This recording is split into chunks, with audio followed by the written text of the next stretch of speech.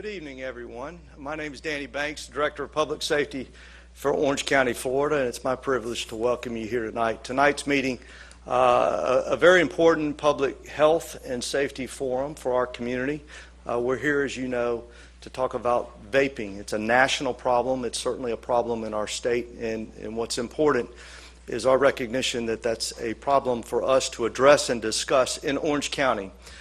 Keeping with the spirit of Mayor Demings, and you'll have the opportunity to hear from him in just a few minutes, but Mayor Demings' focus on public health and safety in Orange County specifically, that's one of his top initiatives of his term as mayor of our county. So that's a strong focus for us in Orange County. We're privileged to have participation of one of our primary children's health care hospitals here in Central Florida tonight, Nemours Children's Hospital, and some great panelists to have a discussion with us tonight on vaping and its product and its effect to our community. So thank you all for being here.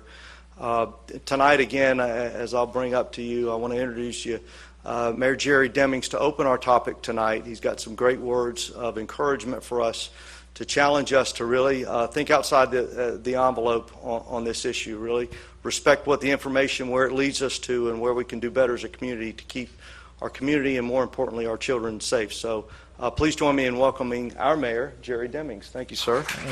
Thank you, Director Banks, for the introduction and for kicking us off here tonight. Let me welcome all of you here to the Orange County Board of County Commissioners chambers. We're looking forward to a great discussion tonight. And let me begin by thanking our healthcare providers for being here and being tremendous partners in this community forum.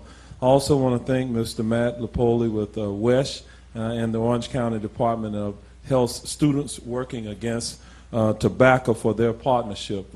It's always good to have our youth engaged in the solutions.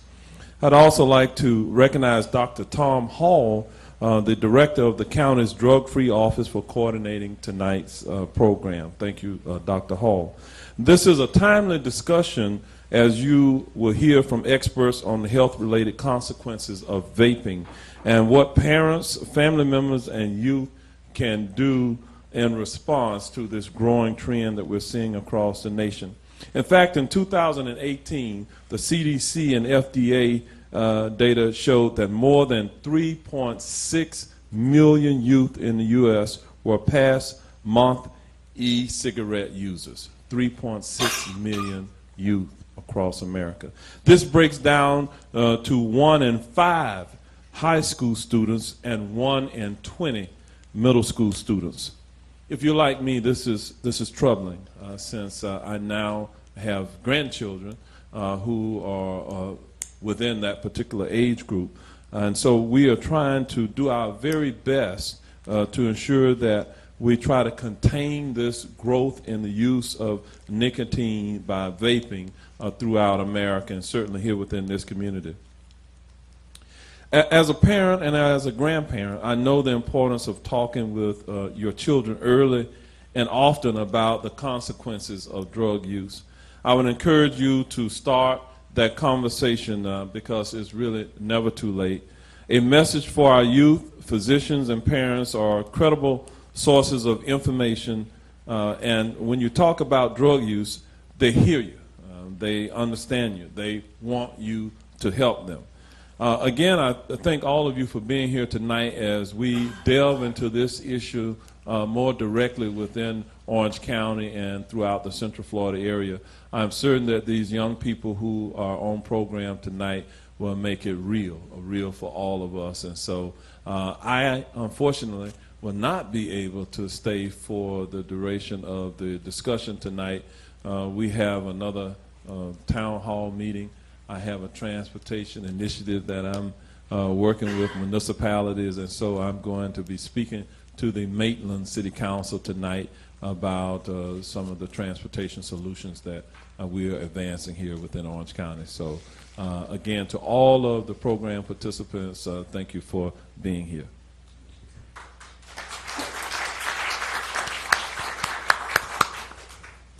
Thank you, Mayor Demings. So What is most important about a public forum is you have interaction. You have a lot of discussion. You have people certainly with subject matter expertise and get a lot of community engagement. And to do that, you have to have a great moderator. And we think we've done an exceptional job of doing that tonight. We've brought with us and asked him to be our guest in moderating tonight's discussion, Mr. Matt Lupoli with West TV2. Matt has been with the organization for several years, but importantly, he's both covered as a reporter and as an anchor some very high-profile, important topics to both community health and safety. So we're privileged to have him with us tonight. Matt, welcome. Thank you for being here. We look forward to you leading the discussion.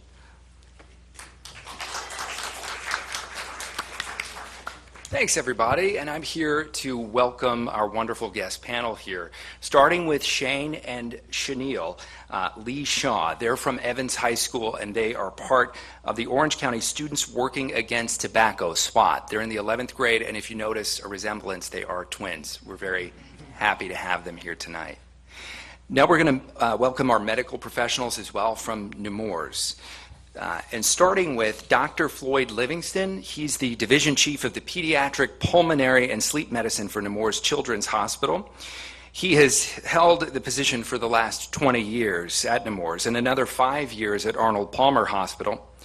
Dr. Livingston holds the Professor of Pediatrics appointment at University of Central Florida College of Medicine and Associate Professor of Pediatrics appointment at Florida State University of Medicine as well. We're also welcoming tonight Dr. Lana P. Gordon. She received her Doctor of Pharmacy from Florida A&M University and her Doctor of Medicine from Morsani College of Medicine at University of South Florida. She completed her pediatrics residency at Arnold Palmer Hospital for Children and her fellowship in adolescent medicine at the Mount Sinai Hospital Adolescent Health Center. Dr. Gordon is currently the Associate Chief of Adolescent Medicine at Nemours Children's Hospital in Orlando. And Dr. Gift Kopsambut is faculty member of the Division Hospital Medicine at Nemours Children's Hospital in Orlando, and she has been since 2017. She completed her pediatric residency at Virginia Commonwealth University and earned her MD degree of University of Tennessee. She received her undergraduate degree with honors from Vanderbilt University, as well as an MS in Molecular Nutrition and International Health Policy from the Institute of Human Nutrition at Columbia University. Of course, we want to give everyone a very warm welcome here tonight. And now we're starting with a presentation from Dr. Lana Gordon, so she'll start us off. Good evening, everyone. So I'm very excited that we're able to do this community community forum on vaping. And one of the things that's really important is one of the big questions that everybody has is vaping a new trend? Is it a fad, or is it something that is part of a consistent epidemic? And I would argue that it's actually going to be a little bit of a combination of the two. Sorry, I want to go ahead and go to our next two slides so that you can catch up with me. Perfect. Next one. Sorry, the one before that. There we go. Perfect. So, with this image, one of the things that I think is really important for us to think about to frame our discussion this evening is that approximately anywhere between 2 million to 2.5, almost 3 million young people, are engaged in using some kind of substance. The most common substance being alcohol, but subsequently, definitely, tobacco, marijuana, and other products. But when you look at the number of young people that are also struggling with mental health concerns, the numbers are almost equivalent. So when we think about substance use, it's not just about as a youth trying out something to be cool or just to see what the latest thing is. It really is tied deeply to mental health, and that's why those numbers are so close. But we're here to talk about e-cigarettes, and what we know is that, congratulations, the use of tobacco in its traditional form, cigarettes, smoking tobacco, cigars, chewing tobacco, has gone down. However, what we know is that the trend of electronic cigarettes and other electronic nicotine delivering devices, or ENDs as we call them, those are going up. Boys are more likely than girls to use these substances. Families from more middle class affluent communities also are more likely to use these substances. And Florida is not any different from the rest of the country. In fact, our rate of e-cigarettes is actually higher than the national average, with about a third of young people at this point using these substances. So what is an e-cigarette, a vaping device, a Juul? We hear all of these terms thrown around. And the most important thing to realize is that we're talking about a battery, a heating element, and some kind of liquid. And so they can come in an all-in-one unit. Those are kind of the traditional disposable e-cigarettes. Those were the ones that we first saw. They can come in with a rechargeable battery. Juul is the most popular one that young people are using in that format. And they can come in these more futuristic models that we call mods or tanks.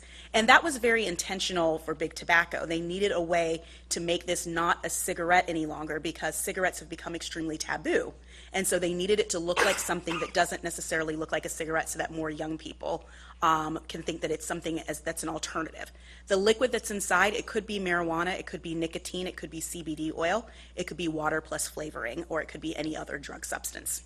So these are some of the examples of just what they might look like. So you can see number 5 and 6 look very much like cigarettes, and so a family member or another adult may recognize quickly that that's an e-cigarette device.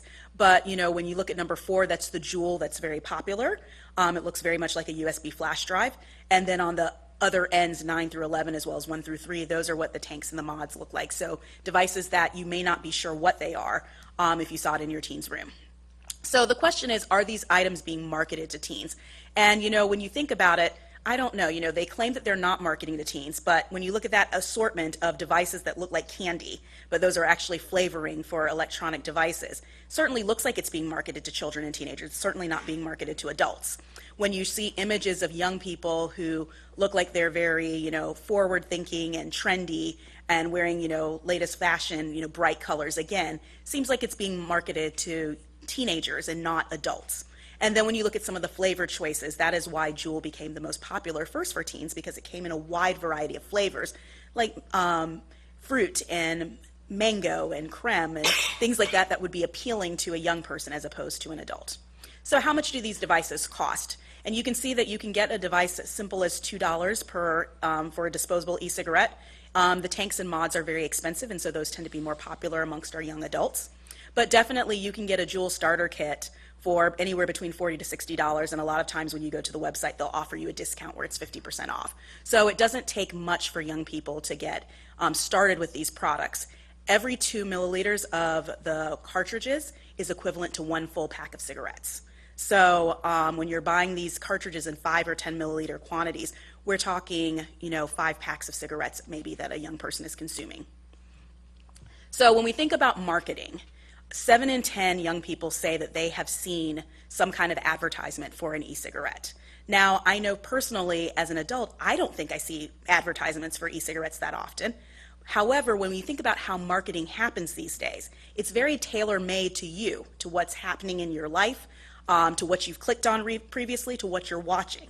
So what that says is that when 7 in 10 teens that say that they have seen some kind of device that's marketing an e-cigarette, it means that they're going after places where young people would be looking, the magazines that they're frequenting, the shows that they're watching. And so while there may be fine print that says, you should not use these products if you're under 18, if we're placing it places that young people think that they might check out, then naturally that could happen there for sure. And so when you ask teens, well, what do they think is in their e-cigarette? 2/3 of them say it's just flavoring.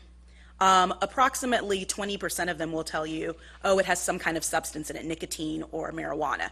And then another 20% are like, I'm not really sure what's in there. The reality is that no one's really sure what's in there because these liquids are not regulated in a way that we would know exactly what the contents in. They do not have to prove that they have what they say is in them is actually in there. And this is something that young people don't realize. In fact, when they've tested numerous cartridges that claim to just have liquid and flavoring in them, there is a significant proportion that actually do have nicotine also in there. So important for young people to understand that. So why has it become this epidemic? Why has it become such an issue for adolescents? Well, that comes from understanding the adolescent brain. So what I tell adolescents in my office is that your brain is divided into 2 parts, the lower brain and the upper brain. The lower brain is the happy dog brain. So if you think about a dog, dogs bark at whatever's passing by. So, they see their owner, they bark. They see another dog they don't like, they bark. They're just very reactionary. And that's what our lower brain does. It's all based upon emotion and memory of previous things that we've seen. And that's controlled by an area we call the amygdala and another area we call the hippocampus. Both of those parts of the brain are overrepresented in the adolescent brain. The top part of the brain, or the wise owl brain as I call it, is the part of the brain that allows you to think through what you're going to do and when you're going to do it. An owl could be sitting in a tree for hours, and you won't know the owl is there until the owl wants you to know it's there. And it's the same thing with the parietal lobe of our brain and the prefrontal cortex. That's the part of our brain that takes in information, analyzes it, and decides when it's best to use it. That's the part of the brain that's growing when you're a teenager. And so the two big times of growth of your brain is the first year of life, and then that decade and a half really, from 10 to 25. And so these substances are affecting that part of the brain. So anything that's tied to emotion, so I'm using the substance because I'm sad, I'm using it because I'm anxious, I'm using it because I want to have a good time with my friends, that lower part of the brain, the barking dog part of the brain, gets super excited when that's happening. And it then wants to fulfill that, so it becomes very quickly reinforced. Whereas the top part of the brain, the part that learns to delay gratification, doesn't have the same feedback to continue doing that. So when we talk about, well, why are e-cigarettes and vaping such a big deal for the adolescent brain, it's because it's more dangerous to the adolescent brain. Even a few instances of using it can actually stimulate that pathway to have that continue happening and for a teenager to go and use the substance over and over again. So even once or twice, infrequent use can be quite harmful. Additionally, teenagers have different responses to the substances that are in there, particularly the nicotine or marijuana, than you would in an adult. So it can worsen mental health. So they may be trying to use it because they want to calm down some anxiety or they want to lift their mood, but it actually could make depression worse. It can make anxiety worse. And so the takeaway point is that we're going to hear a lot about the physical effects from nicotine and from vaping, but we also want to remember the effects that it's having on the developing brain. Dr. Lana Gordon, thank you so much for that portion of our presentation tonight. For the next part of the presentation, we want to go to Dr. Gift Kopsambut. Doctor, can you join us up here at the podium? Sure. Thank you so much.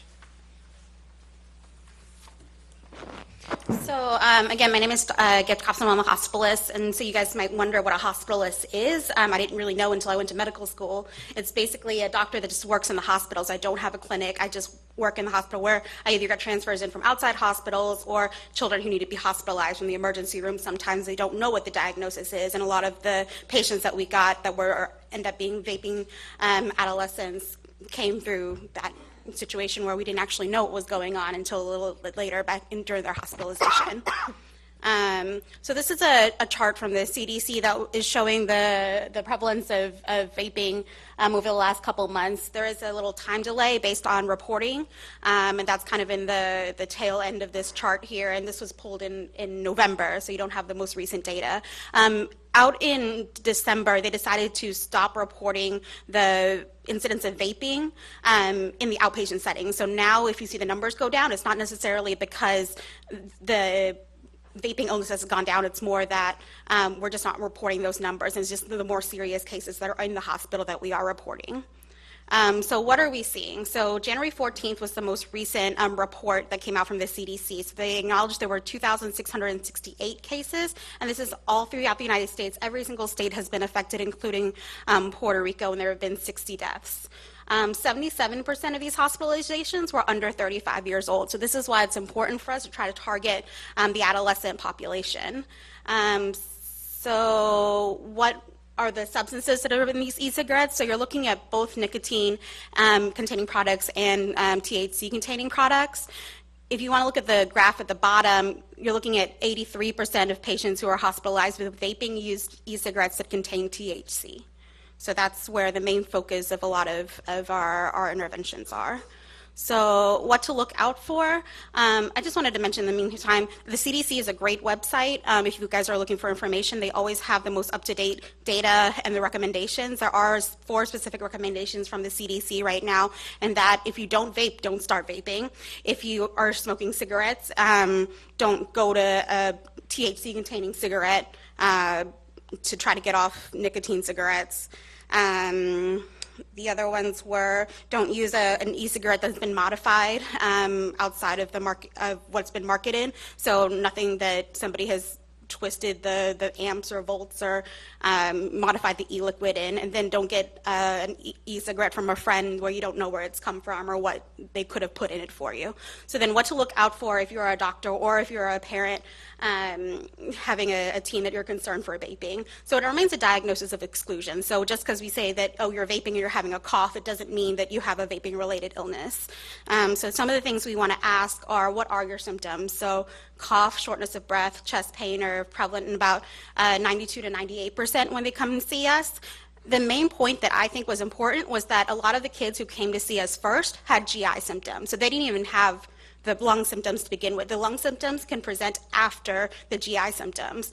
So a lot of the GI symptoms we look at are diarrhea, abdominal pain, vomiting, and severe weight loss. So they can have weight loss up to 20, 25 pounds in the last 3 to 6 months that's unexplained. So a lot of these patients we're looking at, oh, do they have cancer? Do they have something else going on? And that's where a lot of our workup had come from. So then you also want to get the history of it's a typical adolescent history for us, but it's a little bit more specific.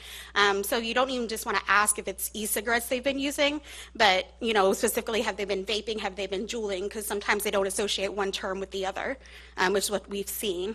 And then, you know, the other questions we ask is how often, because, you know, vaping once a day versus continually vaping for, you know, 4 hours a day, how many cartridges they go through a week. It's a differentiation that we want to know. And then what kind, so what brands are they using, what flavors are they using? It's known that adolescents are more likely to use fruit flavorings than mint flavorings or other tobacco flavorings, and there is legislation to try to get fruit flavorings off the market. And then we look for laboratory tests. So, you know, a chest x-ray, which Dr. Livingston is going to go through a lot more detail, is interesting. It's not always going to show a vaping-related illness. And then some other labs as well. We look at inflammation because it looks like a lot of the chemicals that are involved in the e-cigarettes are creating system-wide inflammation, which may be what's causing the GI symptoms that we see. So then what we've seen in Nemours, we've had about 10 cases since spring that have come through my service. We had about 2/3 requiring some oxygen. We had a couple patients where we saw air coming out of the lungs. So you get these blebs called pneumothoraces and pneumomediastinums that we have to take care of.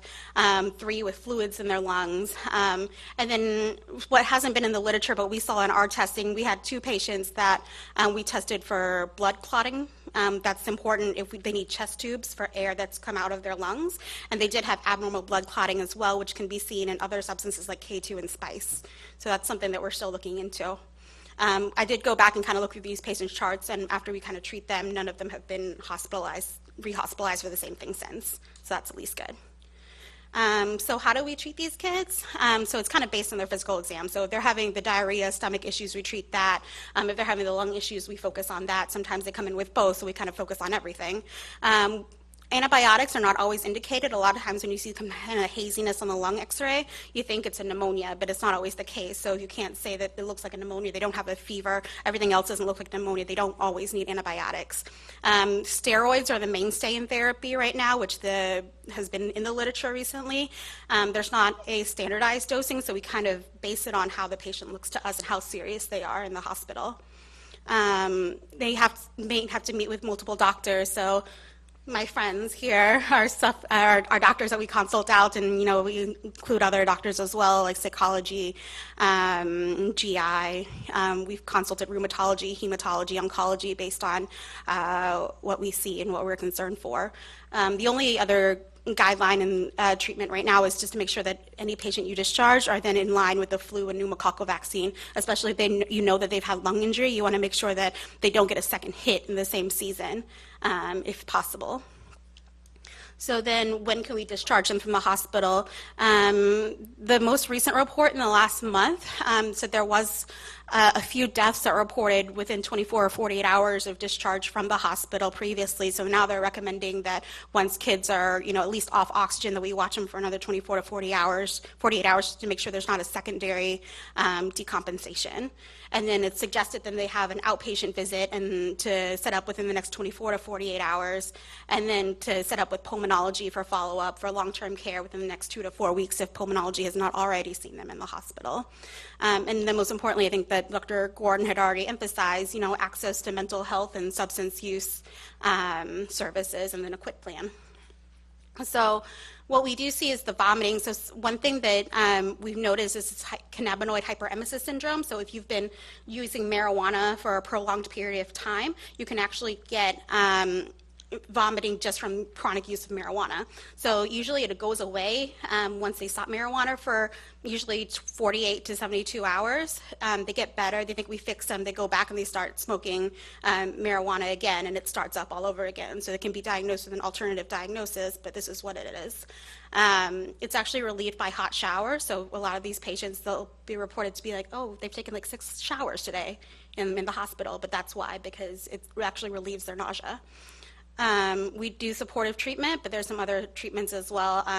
Interestingly enough, capsaicin cream works well, and then our typical medications that we use for nausea in the hospital.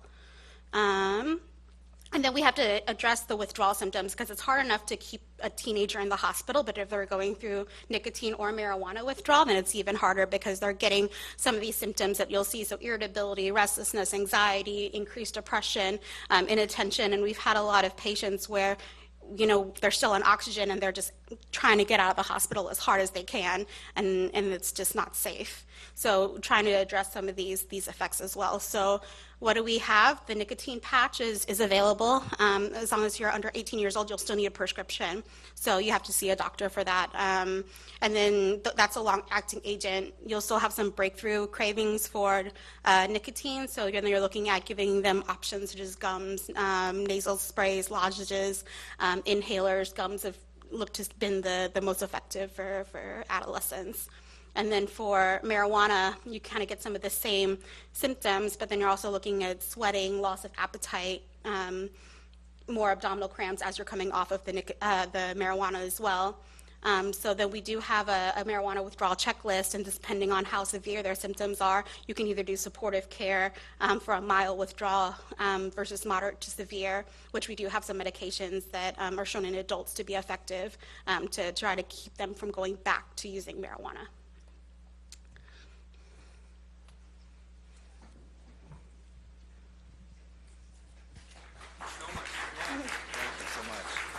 So much helpful information and insight so far. Thank you, Dr. Gibson, but we're welcoming Dr. Livingston now to the podium. Good evening. Thanks for being here. This is very important. We're in an epidemic. I know coronavirus is getting a lot of attention now in the news, but why isn't vaping? I mean, it's affecting a lot more Americans than coronavirus. Why is that? We're just seeing the tip of the iceberg.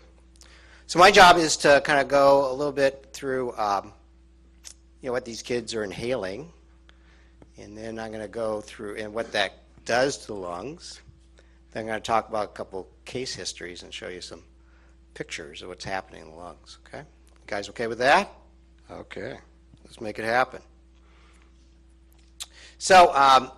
They're just talking about what they put in here. It's all this e-juice. And a lot of these kids now are just mixing in their own bathtubs, really. We've seen a couple cases where they're putting everything they can into this stuff to try to whatever. And it's mainly the flavorings that they're really trying to get in there, along with the THC and some nicotine. But really the kids are driven by the THC inhalation more than anything else.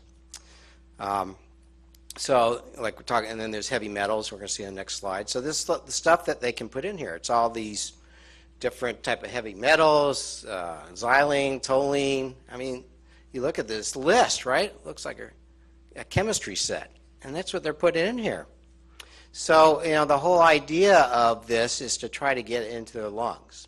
So you have to aerosolize stuff down to less than a micron, like 0.5 micron, to get to the small airways where blood diffusion happens, that this stuff can get in your bloodstream. So you have all these small things and these preservatives to try to get these chemicals aerosolized to the small lungs. So that's why you have all these different type of stuff that can all cause damage to the lungs. We're going to see in a little bit.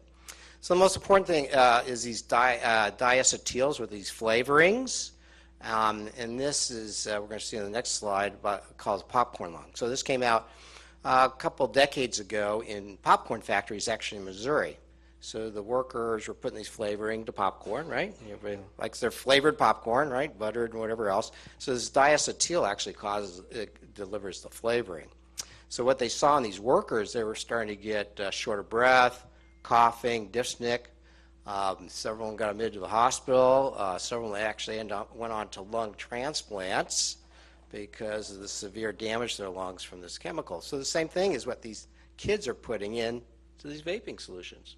Well, along as a thing called vitamin E acetate, you probably have heard about that. That's the same kind of thing, causes flavoring, causes this inflammation, or we call popcorn lung. So what happens in the lung? This is the diacetyl you can see on the right side. You see a little cartoon of the lungs here with the airway and then the alveoli where gas exchange occurs, and where these chemicals are trying to get to in order to get in the bloodstream to have effect on the brain and things like that we were just talking about. So, and then when they come down these small airways, they cause the inflammation. They impact these small airways and cause the airways to become inflamed. Just like you would cut your hand, the same thing happens in small airways. So when these small airways then get inflamed and plugged up, that's when the gas exchange occurs, problems, where they become low oxygen, we call hypoxic. They can't get carbon dioxide out of their lungs. They become hypercapnic, and that's what puts them in the hospital, in the critical care units. They get tubes down their throats and become mechanical ventilation. Luckily, in our hospital, we haven't seen any kids go on to have severe, where they've actually succumbed to their lung disease or gone on to lung transplantation. But that's going to occur to us if this keeps going. So I'm glad you're all here to try to stop this right now, okay? So let's look at a couple pictures. This is a 14-year-old male from St. Cloud who presented with kind of shortness of breath, coughing in the emergency room. Parents thought maybe he had a cold or maybe an asthma attack. He had some asthma when he was a toddler, but nothing recently. Came in, oxygen saturation is normal is greater than 95. His was in the 85 to 82% range. He was breathing, normal breathing is like 18. He was breathing 30 to 40 when he came in. Got in the middle hospital. His lung disease progressed. He was in for over a week in the hospital before he got some anti-inflammatory medications, okay? So 14, St. Cloud. This is a 16-year-old from Sanford. So the lungs are, and this is an x-ray where the heart's in the middle down there. And then the lungs are supposed to be nice and black because they're supposed to be full of air. This is all inflammation in the lungs and abnormality. So it's not supposed to be there, okay? But came in to the ER. They thought maybe he had a bronchitis or a little viral thing. Well, then they ended up doing a blood gas and a pulse ox. His stats were less than 80%. Again, we were talking less, they're supposed to be greater than 90. He progressed and went in the hospital, ended up in the intensive care unit because his lung disease progressed. He was intubated and ventilated for about 3 days. Was in the hospital for another week after that, and we still see him in clinic, and he's still having a lot of shortness of breath. And again, he claimed that, he's only vaped a couple times. And we've seen that where kids, at least they're telling the truth, we don't know. They could vape once and end up in this situation, or they can be vaping for months. And a lot of them won't tell you actually what they're doing, especially in front of their parents. You've got to be inquisitive. We've done urine testing for THC, and usually when the THC becomes positive, that's when the real story comes out. So it's tough. And these ERs are struggling because these kids come in with kind of these mild respiratory symptoms, and they really don't know going on, and nobody's really telling the truth and know the history. This is a 17-year-old male that from Boone High School, actually, who, again, came in with a couple months' history of kind of increasing cough, shortness of breath, presents to the hospital. And, again, his heart's right here, his lungs left and right are full of this inflammation. It comes in hypoxic, gets in the ICU, in the hospital for 2 or 3 weeks. Okay. Then we've seen other kids, as Gift was mentioning, that have progressed so much they end up with pneumothoraxes. They're in their chest. I have a couple of kids that are still very short of breath. They can't even go to school yet because they have so much lung disease and so short of breath, and they get one little viral infection on top of this, they're going to be back in the hospital in the ICU. Okay. This is now a CAT scan of that same kid we saw before. So sometimes the x-ray doesn't tell the whole picture. This is a cross-section of the chest. This is the heart here. It's back vertebrae. This is left and right lung. So again, this is supposed to be all black because it's supposed to be full of air. It has all this lung disease, especially in the small airways. So how does oxygen get in there and carbon dioxide out? It can't. That's why they end up in the hospital in the ICU. And this is going to increase dramatically if this vaping continues. It's happening. Oh, sorry.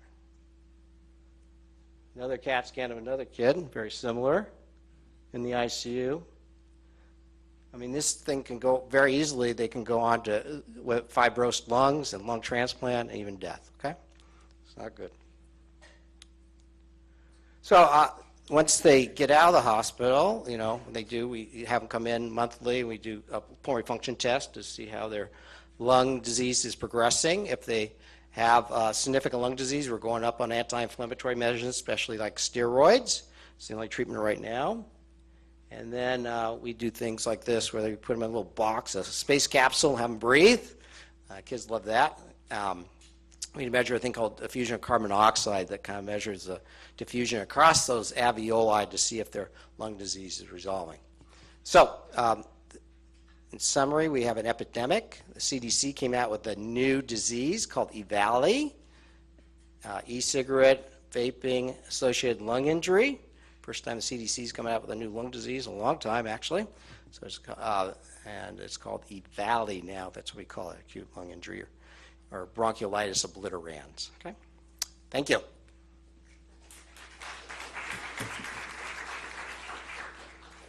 Thanks so much to Dr. Livingston and all of our medical professionals here for this insightful information that you've shared. Of course, now we want to turn this into a conversation. That's why you all are here. So we're able to, oh, I'm sorry. We've got a little more of the presentation, actually. Thank you so much, Dr. Gordon. Get twice the price. But so, we've given you all of this information, and one of the things that we want to kind of now leave you with is not just, this doom and gloom information, but what can you actually do with this information to kind of help teens and young people. So I always say it all begins with a conversation. So all of this information we've shared, a lot of this is meaningful information to adults. As someone who sees teenagers all day long, including some patients who have been hospitalized for EVALI and follow-up, they're not impressed by all of this. Sometimes they don't recognize that it's related to their vaping. And that's because, we have to have conversations with young people, and we have to have conversations with them about the whyness of what we tell them not to do.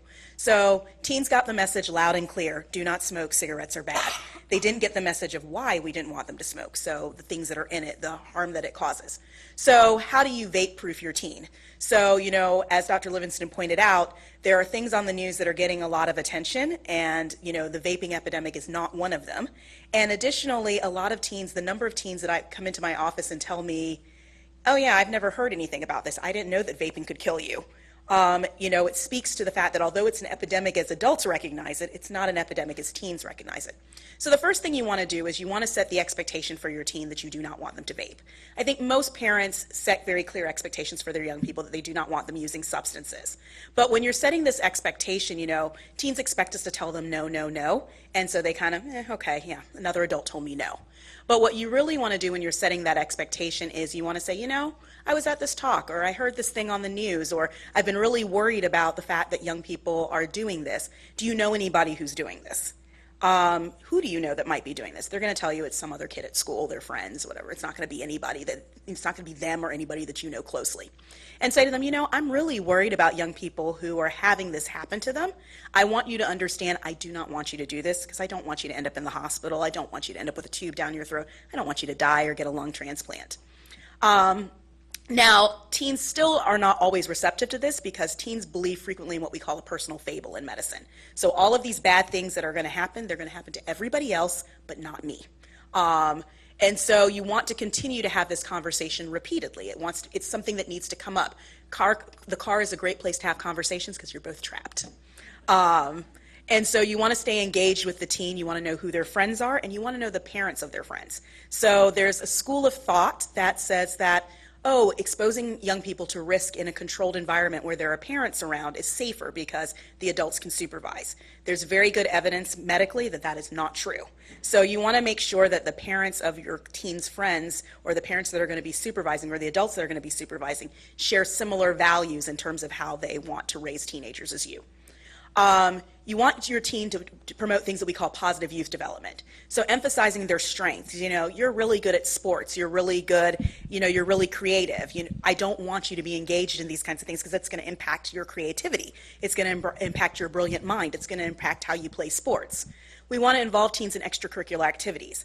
I become so frustrated when, I ask young people these days, I feel like I'm getting old, and I say, well, what do you do after school? And everybody's like, nothing. Oh, I've already gotten to college. Oh, I don't need that for my application. Well, that's not the reason that young people are involved in extracurricular activities. Extracurricular activities teach leadership skills. They teach teamwork. They give teens something to be proud of. They teach them how to get along with others. They teach them a new skill. They teach them how to succeed and how to fail. These are important life lessons. And when you do these kinds of things, your teen will not turn to things like substances as an outlet. Finally, we want to think about ways to make it difficult. So be aware of where they are on social media. Because again, what you click on is what sends other things in. So if you're looking at their social media, you have a good sense of what it is that they may be interested in or getting input in. And then finally, limiting access to disposable income. We live in a world where you have a cell phone, you have ways to get in contact with an adult very quickly, and if you needed money to get you out of a bind, those adults can get money to whoever needs to have it quickly to get you out of a bind. There is no reason for a teen to be walking around with $20 in their pocket. When you give a teen $20, that's $20 to spend money on whatever they feel like. How many people as adults have $20 just to spend on whatever you feel like? Most of us don't. It's allocated to things that are important. And so, again, it's access. So then that's why, okay, I've got some money. I can go buy some juice for my e-cigarette. I can buy a disposable vape pen. So being really careful about those things are all good ways to vape-proof your teen. So when we talk about, what are the high yield questions, I think Dr. Kambasat talked a lot about those, but you can use some of those same questions as well when you're talking to your teen about vaping, because again, more than one conversation.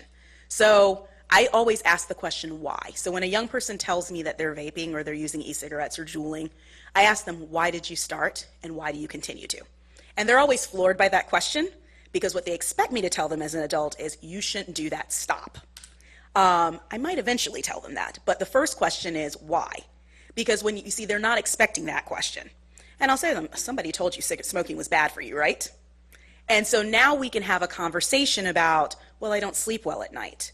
Well, I'm feeling lonely. Well, I'm depressed. I'm really worried that I'm not doing well in my classes. I feel very overwhelmed. And when you understand those things that are going on, you can then think about, how are we going to get them to stop from stopping to use those substances again? If you just tell them to stop, all they'll do is figure out a way not to get caught. And that's not what we actually want. Then all of the important questions around safety. So when people are using, we want to make sure that we understand the safety issues around that. So what type of vaping are they using? What type of brand of vaping device are they using? Where are they getting their cartridges from? How much do they spend? And how long does it last? That gives you a sense of quantity. So when you say to a teen, how often? Not that much. Okay, not that much like a cartridge lasts you for a week, not that much like a cartridge lasts you for a few hours, not that much a cartridge lasts you for a day. Always something really absurd, something that I hope, and something that, is probably somewhere closer to the truth. And then finally, do you want to quit and do you need help? Because again, we want to give that invitation that it may be difficult to do and that it's okay to need help to get there. A lot of times teens get themselves into messes and they try to figure out how they can get themselves out of the messes on their own, and they need adults to help them. So your young person has told you that they're vaping, they're interested in quitting, and you want to get them some help. I like this slide because what it shows us is that unfortunately, only 10% of young people get help from medical professionals or substance abuse counselors. Unfortunately, almost half of them get help from the criminal justice system, We don't want that to be where our young people are getting help from. So we want to empower you with better resources than that because we don't want it to escalate to that level. So if your teen needs help quitting, your primary care doctor is a great place to start. If they can't help you directly, they can get you to other people who can. An adolescent medicine specialist, we're little rare gems, but we do exist. You have at least 3 here in Orlando. So, those are people who can kind of, again, we have extra time. We have expertise in counseling teens and figuring out how the teen brain works. Mental health professional, again, to deal with some of those underlying issues. School guidance counselor is another great connection for people who maybe can't get into mental health or feel that there's some stigma around that initially. And then finally, there are a lot of virtual and online resources. So these are great sources for education around vaping, things to help prevent young people from starting vaping. But if you have a young person who's now ready to quit, then there's also these good teen-based resources. So the Truth Campaign has been around since I myself was a tween, and they have changed, they've changed what they're doing with the times, and that's awesome. So that's a great way to kind of, they have these items on, Ditch Juul, so you can text it and get tips. Teensmokefree.gov is another great place, and they have an app as well.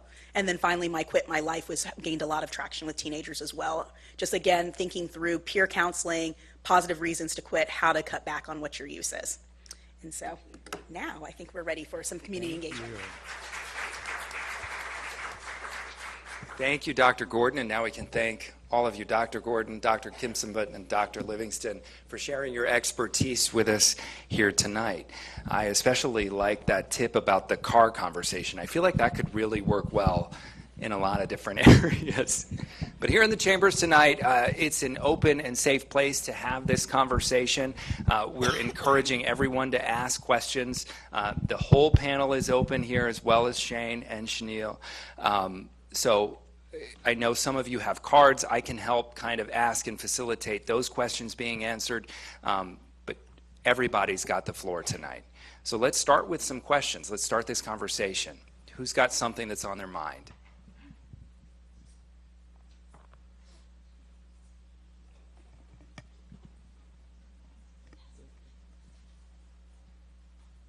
Okay. Do you have cards if you want to ask? Yeah, that would be great.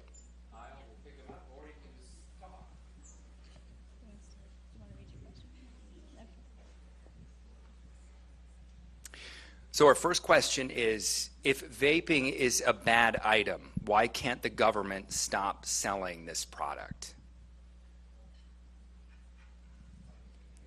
Dr. Livingston?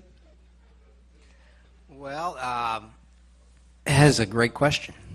I don't think people have got out there and really pounded down some doors to make that happen, I think, just it took a while for tobacco to be impacted, even though we knew a lot of science for several years. And the same thing's happening now. There's a lot of science coming out about vaping, and both in the basic science world and the clinical science. I think as that starts to explode more, and more word gets out, I think, and people like you all starts asking questions and get your legislators involved. I think that's what it's going to take. I think there's a lot of money to be had from this, a monetary gain. So there's a lot of pressure from the other way. And that's not totally my expertise, but I think there's a lot of lobbyists going the other way and not making us make good decisions right now. So I think it's the general public that has to get out there and I think inform our legislators how to make this happen. Okay? I know that in November there was a lot of legislation when this thing was first sensationalized to get rid of the flavorings nationally, and then towards the end of November that kind of faded, and a lot of the response was from the vendors of nicotine vape shops that were saying that if you get rid of flavorings, it's going to kind of tank our industry. So that got a lot of attention nationally, and then that's how the ban on flavorings nationally got pushed down. So that's something where you know, the AAP, the American Academy of Pediatrics, pushed back on pretty hard, and other health professionals as well, but that's how that happened. And the fact that a lot of the vaping illnesses now seem to be related more to the THC than the nicotine, so that was more of the argument from the vape shops, that in states where it's only nicotine vaping, then what is the concern? Like, what is the concern really that significant? The other thing I would add also is that, you know, a lot of times we think, well, we have to wait for federal bans, but state law can always be more stringent than the federal law. So there are states that have already banned flavoring, but Florida is not one of them. So that means that each of us in this room, as people who are potentially Florida voters, we have, you know, the opportunity to, you know, more so do work within our local community and to ask our state legislators to do something about this, because it's taking a while to happen nationally. Thank you, doctors. I want to bring in our members of SWAT. Can you tell us what is SWAT? Tell us a little bit about what you guys do on your campus of Evans High School. Students Working Against Tobacco is a statewide program, but through Orange County we have many different subgroups in schools and churches and community centers. And what we do is we work to educate and equip our community on the harmful effects of tobacco. And with that information, we hope that our community can make a more informed decision of what tobacco is doing to their bodies. Shane, what got you interested, you and your sister, in kind of taking this up? Well, at first, it was just kind of because we needed hours, but we saw that we could actually make a change in the community, so we jumped at the opportunity. And through our faith-based group, we were able to join, and we've been a part of SWAT since 6th grade, about like 5 years and counting.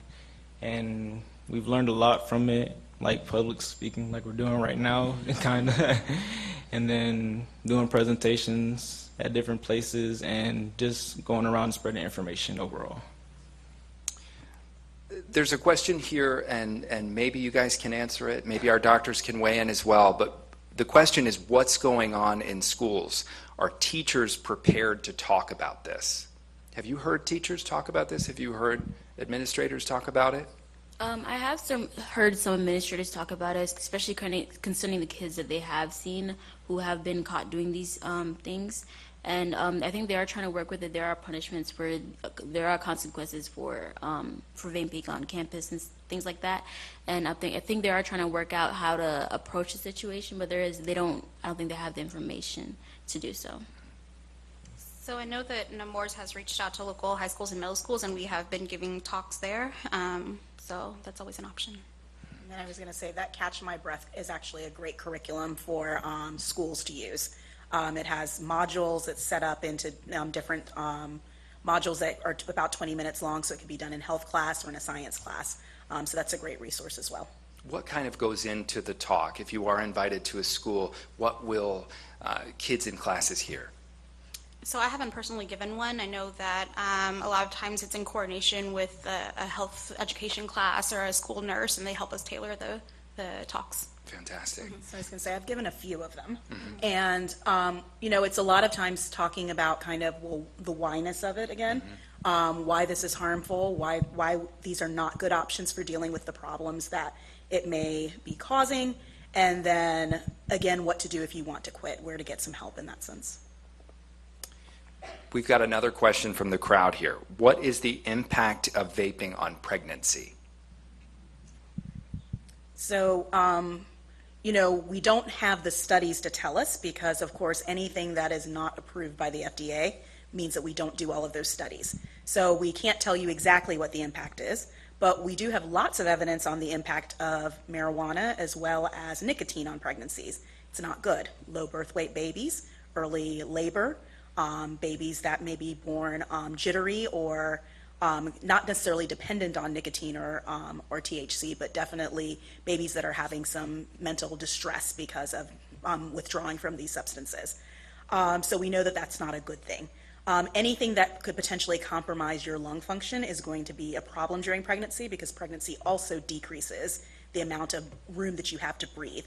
So, and the baby is dependent upon the mom for everything that it gets. And so all of those harmful chemicals that Dr. Livingston pointed out, that baby is also receiving, and we don't know what the effects of those chemicals on a developing baby are. Thank you, Dr. Gordon. Our next question is, how would you suggest stopping if everyone in public schools is flooded with nicotine devices from other children? I think we went over some of the messaging to kids, but if we can maybe go in a little more depth. Well, I think, just like I think we have with tobacco smoking, right, is you got to educate them on the harmful effects. I think visuals help a lot. X-rays, CAT scans. Saw a great display of lungs on tobacco out there, but we need lungs on vaping out there. That'd be great. I think just visuals really impact kids more than anything else. Just information. A lot of the patients that we get admitted to the hospital, they're just incredulous. They don't know anything about the effects of vaping. I had one patient that as soon as we told him, all of his lung disease, all his symptoms could be associated with vaping, he started getting online. He's like, why is the government not regulating this? It has to be safe because this is sold in my corner 7-Eleven. So he just was disbelieving that this was even a possibility, and it's a reoccurring conversation that I end up having with a lot of these patients once we come up with this diagnosis, and then they want more information. I would also argue that making it safe not to do these things. So yes, a lot of young people are doing this, but a third of young people are doing it. That means 2/3 of young people are not doing it. So I think emphasizing that and also pointing out that it is okay not to vape, it's okay not to. So all of that peer education, we know that peer education is actually the most powerful method for changing youth behavior. So that's why I'm excited about these young people who are doing the SWAT, who are working with SWAT. And, we need more groups on more of the campuses because peer education has been the thing that's actually been most proven to be effective in positive youth development and changing risk-taking behaviors. Thanks, Dr. Gordon. For our next question, let's go to Dr. Hall. So, can you speak about motivational interviewing and pediatrics? Because I think it's important. We've talked about a lot of things tonight that are stigmatized behaviors, vaping marijuana, probably difficult conversations for both parents and physicians to have. And so I know at Nemours that motivational interviewing is something that's really important to your practice. And so I was hoping you could share that. So motivational interviewing is what I do every day in my office. And so that is actually some of those questions that I propose to parents when you get that is exactly motivational interviewing. So it sounds really fancy, but it's literally asking someone why they're doing it, what do they think are the benefits, what do they think are the risks. When they give you an excuse as to why they can't stop doing that, kind of challenging that a little bit, and really helping them come up with a reason that's personal to them that they're going to change their behavior. Again, the personal fable is really big amongst teenagers. So a lot of times, well, I'm not going to be the person with this issue. I'm not going to have popcorn lungs. I'm not going to end up intubated. I know all of these people who vaped, but only 10 of them ended up in the hospital. And so instead, thinking through, okay, so what if you're one of those 10? Okay, well, let's think about another personal reason.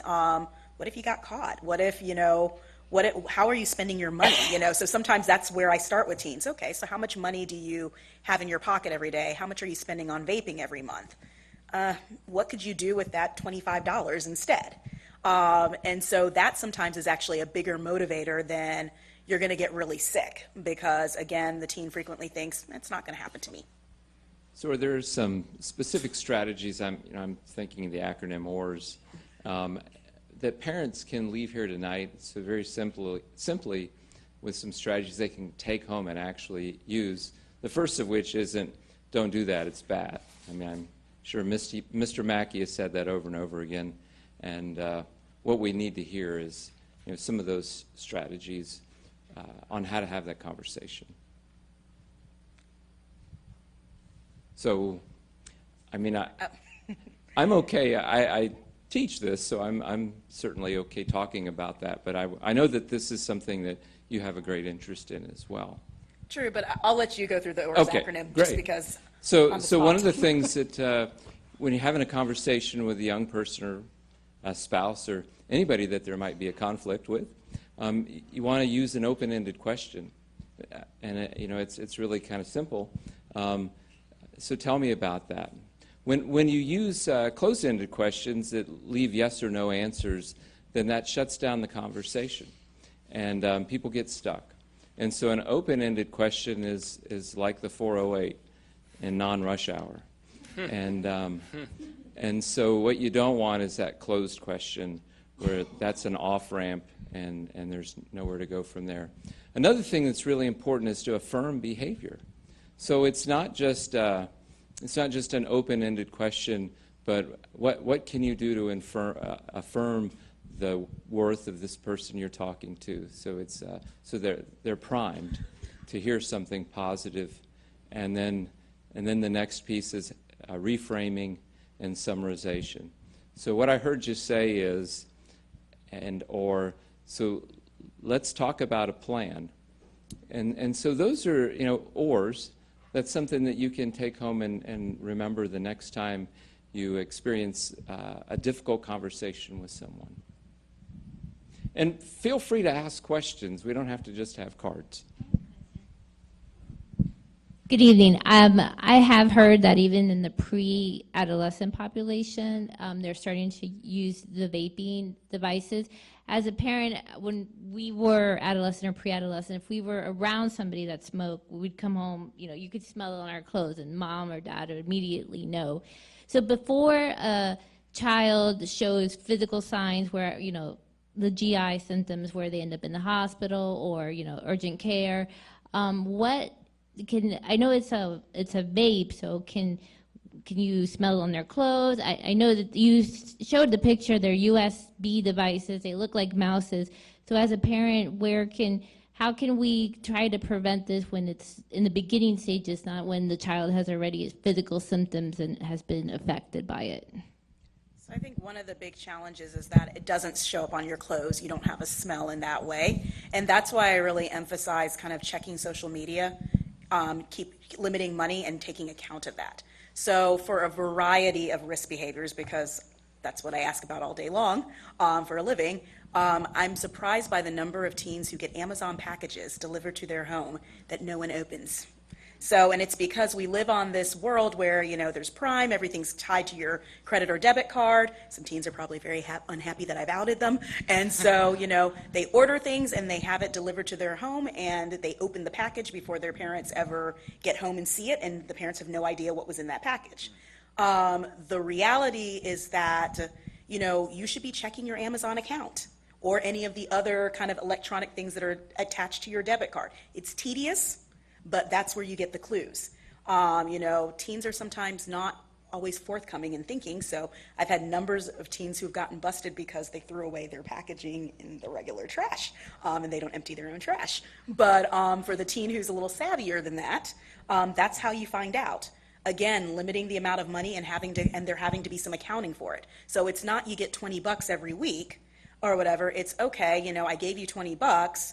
How much did you spend this week? What did you spend it on? And then, okay, so, you only need $5 more. And so, again, we've gotten a lot of convenience, we've gotten a lot of technology, and it's a good thing, but it still requires those parental breaks, because that's really going to be the case for, particularly for these vaping devices. Thanks, Dr. Gordon. We've got a question over here. So let's start with, let's go there.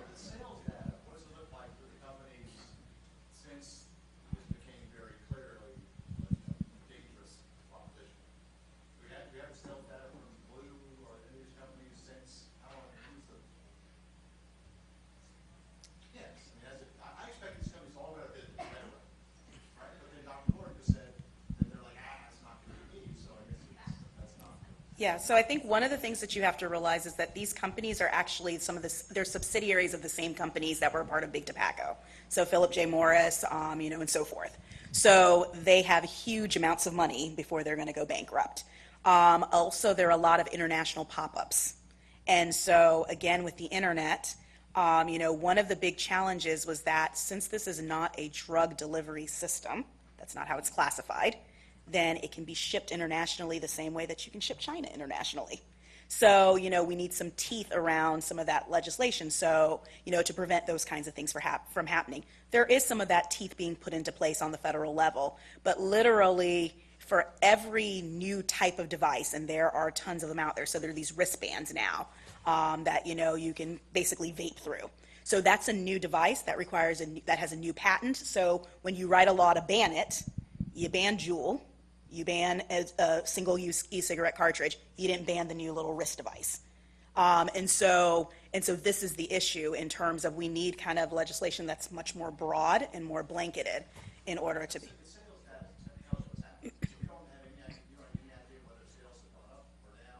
So from what I've seen, sales have been steady. The sales have not plummeted from this. Yeah. That's terrible. It is. You can also go on YouTube, which is what I've seen some of my patients talk about, and it tells you how to make your own juice at home.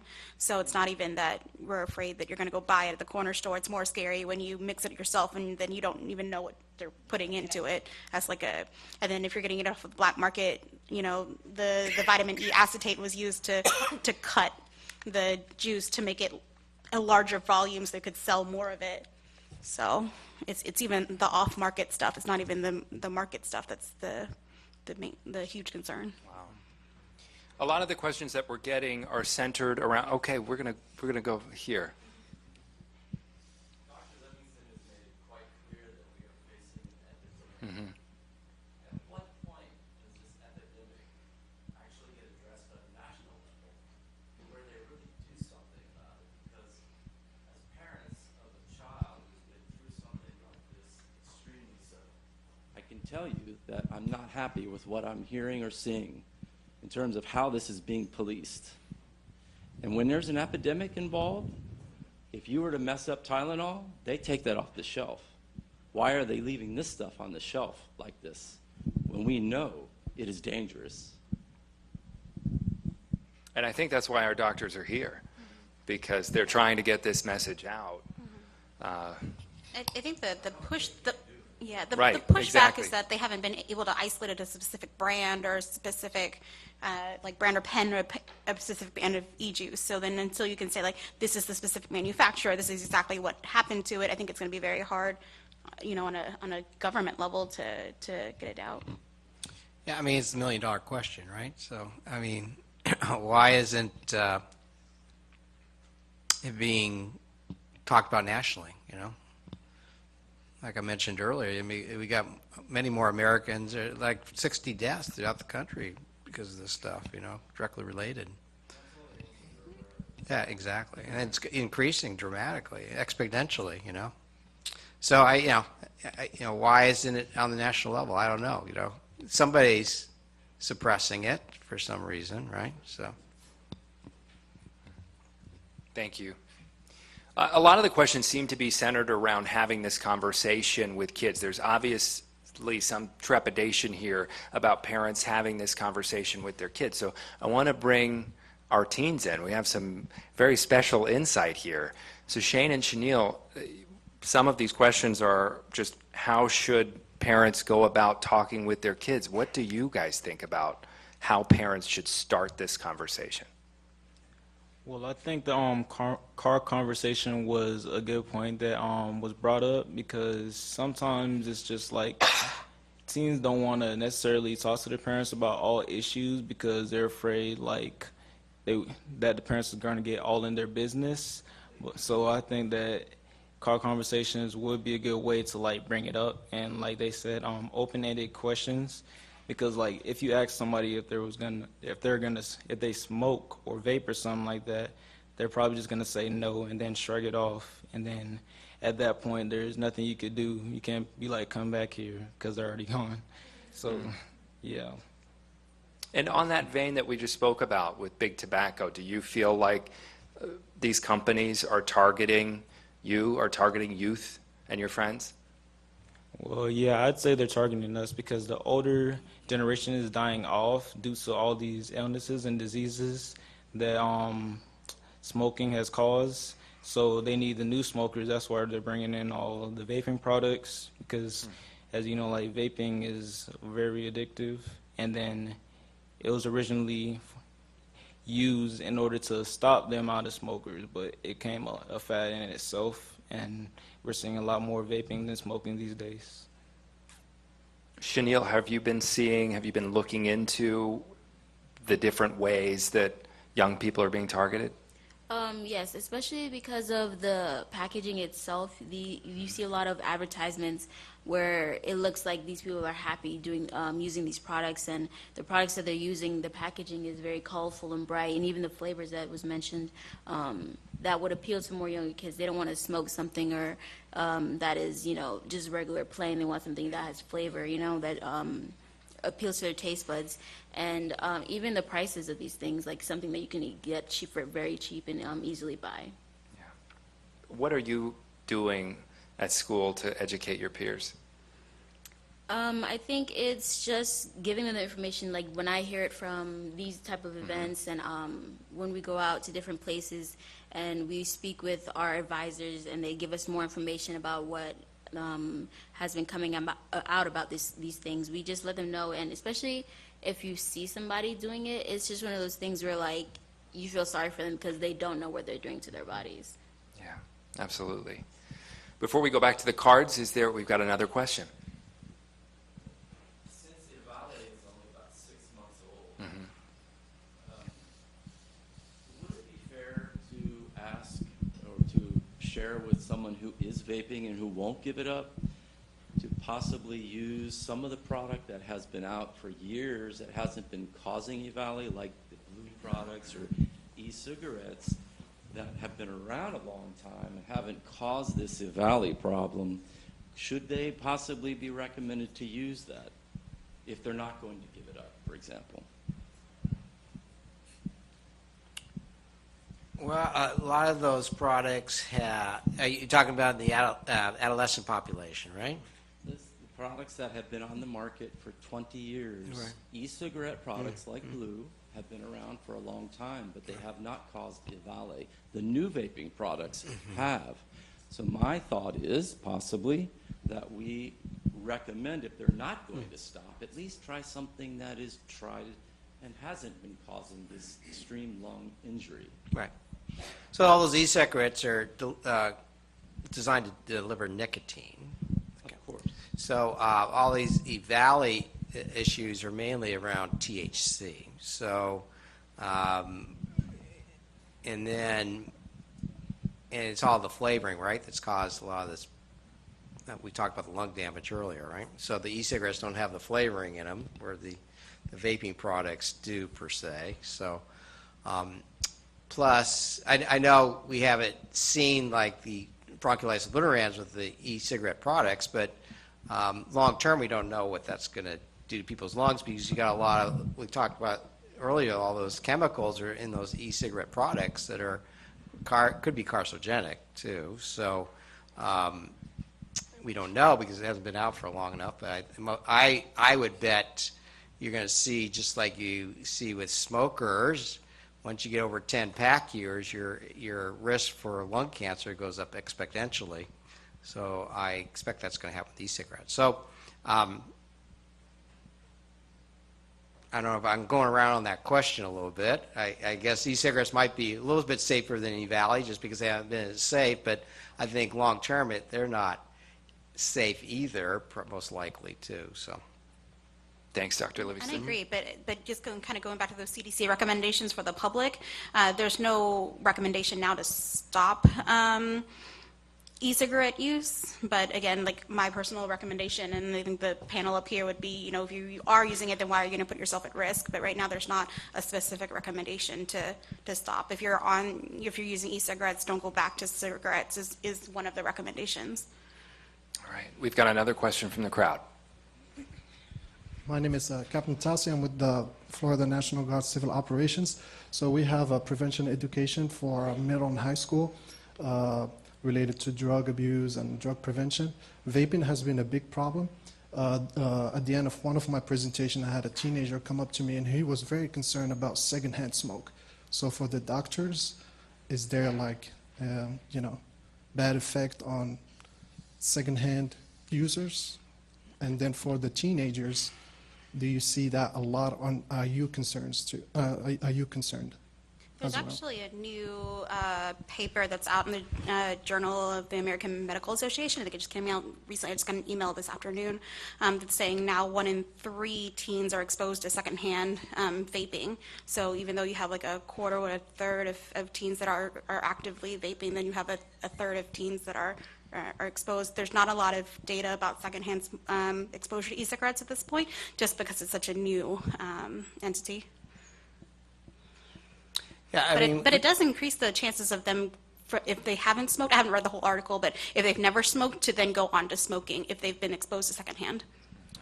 And, we don't really understand why some individuals have had this popcorn lung or bronchiolitis obliterans, right? Tons of kids are doing this vaping. Why we're only seeing a small percentage of those. I think that's going to increase dramatically in the future, but it's probably based on genetics. So if you have certain genotype, you're going to be more susceptible to developing this bronchiolitis obliterans versus somebody that doesn't. So all of a sudden you have the right genotype and get exposed to secondhand smoke, you're going to be sensitive even though it's secondhand versus if you just have the wrong phenotype, basically. So it's going to be a problem. We're going to see more of that coming up, I'm sure.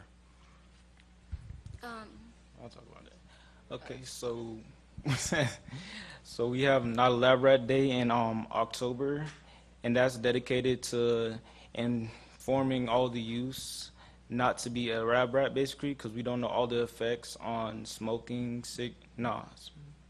Actually, it's vaping the e-cigarettes, and we just try to make them or push them to change within their communities and allow them to learn more about all the effects.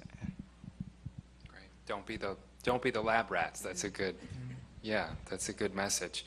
On that vein that we were talking about with secondhand, one of the other questions that we got here, and I think Dr. Livingston, you went over this or you touched on it a little bit, so maybe if you could expound on it, about someone who refuses to stop. Someone is asking here, would it be beneficial for them to sort of curtail or at least cut down on their vaping? Well, again, I just touched that a little bit about the genetics, right? So if you have the wrong genetics, just a little bit of vaping, and we've seen that. Maybe kids have only done it once or twice, they're in the hospital, right? Or kids have done it for a year now or more and not having an effect. So it's just based on your genetics, we just recommend everybody not to be vaping, that's all. So. Anybody from the crowd? We've got one over here. I think everything that you're saying here are all good, but the main thing is, one question is, will the kids listen to you, parents? That's the main question. The reason that I say that is because I think the government did something wrong when they give the privilege to the kids and took it out from us, parents, and the teachers. So when the kids already know that they can do whatever they can do and the parents cannot do anything on them, then that's the time that the parents, it's very hard to handle now. If that is not the way to now, if we parents and the teachers have still the privilege, these things will be, if that staff will be minimized, because the kids will listen to you, to the teachers, and to the parents. But the problem now is the kids are not listening. Yeah, you talk to them, but they're not, as if they cannot hear anything. That's the main problem. That's my, because as a grandparents and parents, that's really what I'm really seeing. Thank you.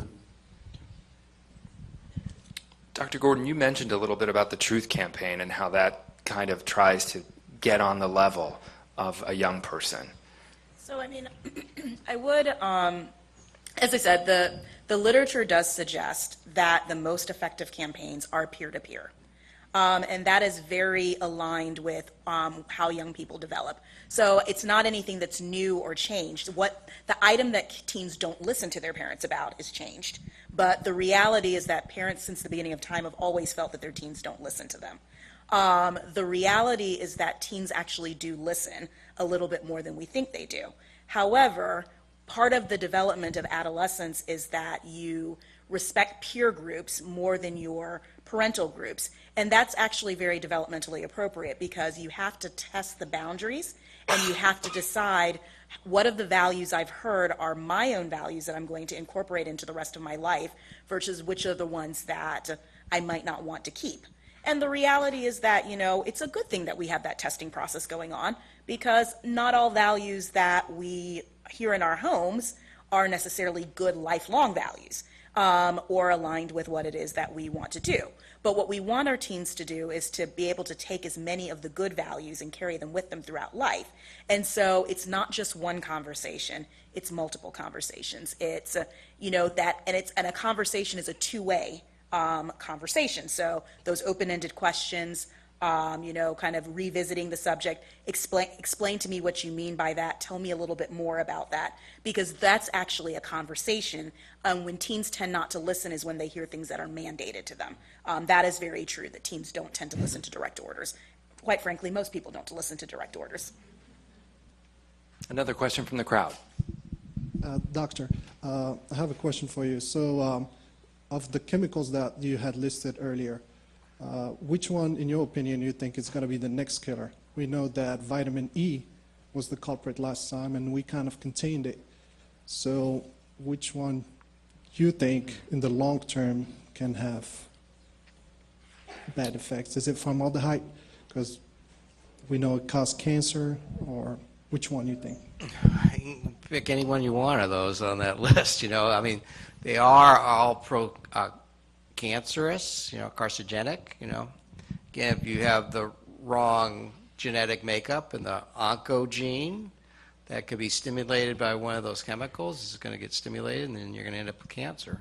So they all can be dangerous. I think that the toluenes are probably the ones that are going to be more symptomatic for an airway in a patient. So as those chemicals probably get expanded, because obviously we're doing a lot of research on the effects of these vaping chemicals, but also on the other side there's a lot of research and development going on how to improve them, how to make them more viable, more potent in a vaping apparatus.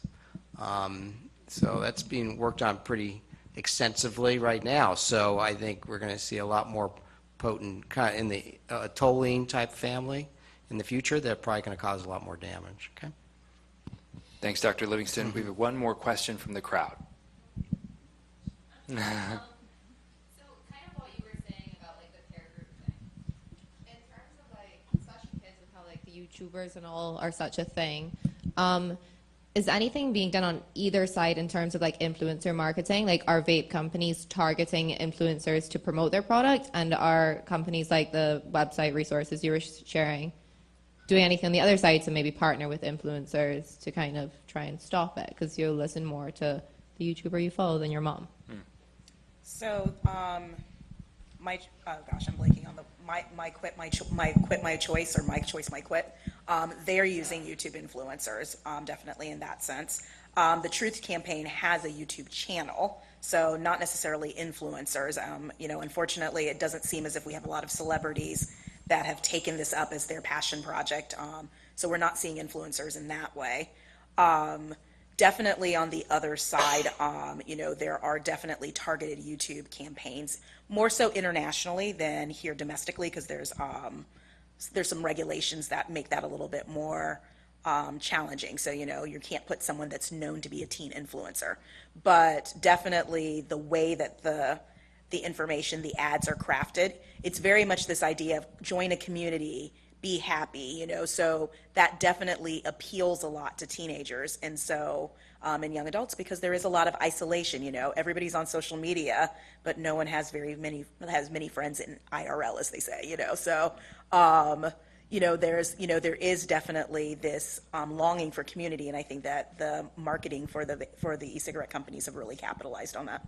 Thanks, Dr. Gordon. We have just a couple of minutes left, and I want to bring Shane and Chenille back into this. Can I ask, what can students gain from joining SWAT? Well, besides the information that you get and all the resources that we give, we also we do public speaking, we do leadership training skills. Some of the places that we've gone to Tallahassee to speak with our legislators and representatives. We've gone to workshops and we've gone to like SWAT camp where we go to camp and we speak about things recently we've done with vaping and such, and we just learn more information and we just meet a group of people who are like-minded and who have the same goals as us, and we network. Thank you so much. All right, and one more note before we go. At the American Lung Association on Wednesday morning, the 2020 State of Tobacco Control Report will be released. And the American Lung Association is welcoming everyone there. This will be an opportunity to learn about new findings that will be released then on Wednesday. So hopefully some people here will be interested and can join in on that. We're so glad that you were interested in joining in on this conversation. Thank you for joining us, and thank our panel here for providing this valuable insight. Thank you.